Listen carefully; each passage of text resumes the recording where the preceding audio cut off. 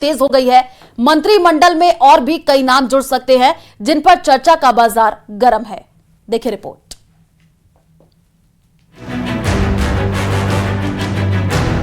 राजस्थान की भजनलाल सरकार में मंत्रिमंडल विस्तार की सुगबुगाहट तेज हो गई है। प्रदेश में उपचुनाव में बीजेपी को प्रचंड जीत मिलने के बाद संगठन और सरकार दोनों में खुशी का माहौल बना हुआ है। वहीं कुछ दिनों पहले मुख्यमंत्री भजनलाल शर्मा और राज्यपाल की मुलाकात की तस्वीरें सामने आने के बाद इन चर्चाओं ने फिर से जोर पकड़ लिया है। इस मुलाकात के कई सियासी मायने निकाले जा रहे हैं। वैसे तो ये चर्चा उपचुनाव से पहले से ही चल रही है, लेकिन राइजिंग राजस्थान सरकार के 1 साल पूरे होने पर कई कार्यक्रमों की वजह से मंत्रिमंडल में बदलाव को अगले साल तक के लिए टाल दिया गया और सूत्रों की माने तो अगले साल 14 जनवरी के बाद ही मुख्यमंत्री की टीम में नए चेहरे जुड़ेंगे, क्योंकि 15 दिसंबर से मलमास की शुरुआत होने जा रही है और ऐसा माना जा रहा है कि इस फेरबदल में कुछ पुराने मंत्रियों को ड्रॉप किया जा सकता है। वहीं नए विधायकों, खासतौर पर उपचुनाव में जीत कर आने वाले विधायकों को मौका दिया जा सकता है। दरअसल तय कोटे के हिसाब से सरकार 15% विधानसभा सदस्यों को मंत्रिमंडल में शामिल कर सकती है। मौजूदा स्थिति में विधानसभा सदस्यों की संख्या 200 है। इस लिहाज से सरकार में कुल मुख्यमंत्री समेत 30 मंत्री बन सकते हैं। वर्तमान में मुख्यमंत्री समेत कुल 24 मंत्री ही हैं।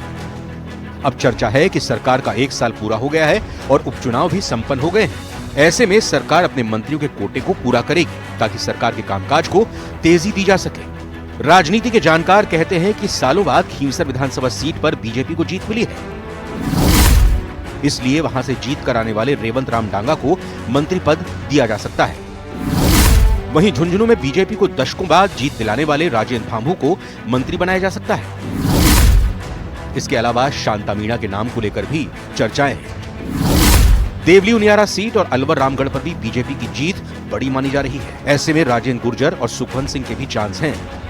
आपको बता दें कि भजनलाल सरकार बनने के बाद जनवरी 2024 में उपचुनाव से पहले बीजेपी ने अपने गंगानगर की करणपुर सीट से प्रत्याशी सुरेंद्र पाल सिंह टीटी को मंत्री बना दिया था। मंत्री बनाए जाने के कुछ ही दिन बाद वो चुनाव हार गए। ऐसे में उन्हें मंत्री पद से इस्तीफा देना पड़ा। उनके इस्तीफा देने के बाद बीजेपी ने उनकी जगह किसी को मंत्री नहीं बनाया। ऐसे में इस क्षेत्र में सादुल शहर से गुरवीर सिंह या गंगानगर से जयदीप बिहानी को मंत्रिमंडल में शामिल किए जाने की भी चर्चाएं हैं। सूत्रों के हवाले से यह भी जानकारी सामने आई है कि मुख्यमंत्री स्तर पर इस संबंध में भी तैयारी कर ली गई है। मंत्रियों के विभागों के कामकाज की रिपोर्ट तैयार है और संगठन के स्तर पर भी फीडबैक लिया जा चुका है। ऐसे में मंत्रिमंडल की नई तस्वीर जल्द सामने आ सकती है। Bureau report, news 18। बीकानेर में आज प्रदेश में बीजेपी सरकार के 1 साल पूरे होने पर शहर कांग्रेस कमेटी की ओर से एक प्रेस वार्ता का आयोजन किया गया। सर्किट हाउस में आयोजित प्रेस वार्ता में पूर्व मंत्री डॉक्टर बीडी कल्ला व जिलाध्यक्ष यशपाल गहलोत ने सरकार के 1 साल के कार्यकाल को पूरी तरीके से फ्लॉप बताया। पूर्व मंत्री डॉक्टर बीडी कल्ला ने कहा कि प्रदेश में कानून व्यवस्था बिगड़ती जा रही है। डेवलपमेंट में भी सरकार 1 साल में पिछली सरकार द्वारा स्वीकृत कार्यों को भी पूरा नहीं कर पाई है। भारतीय जनता पार्टी की सरकार का उपलब्धि सोनिया रहा है। इसके लिए मैं एक उदाहरण देता हूं कि एक बार पंजाब के पूर्व मुख्यमंत्री सरदार प्रताप सिंह जी कैरो यात्रा पे जा रहे थे तो उनकी गाड़ी के नीचे एक खरगोश आ गया।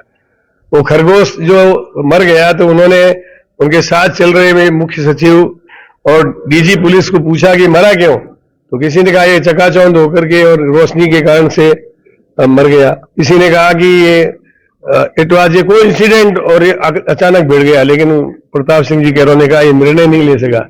निर्णय नहीं लेने पर जो है एक्सीडेंट हो जाता है। इसलिए ये पूरी की पूरी सरकार जो है 1 साल तक निर्णय नहीं ले सकी, अनिर्णय की स्थिति में रही।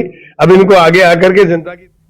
और चलिए आपको जयपुर से सीधे लाइव तस्वीर दिखाते हैं। पिंजरापोल गौशाला सीएम भजनलाल शर्मा पहुंचे हैं। सीधे लाइव तस्वीर।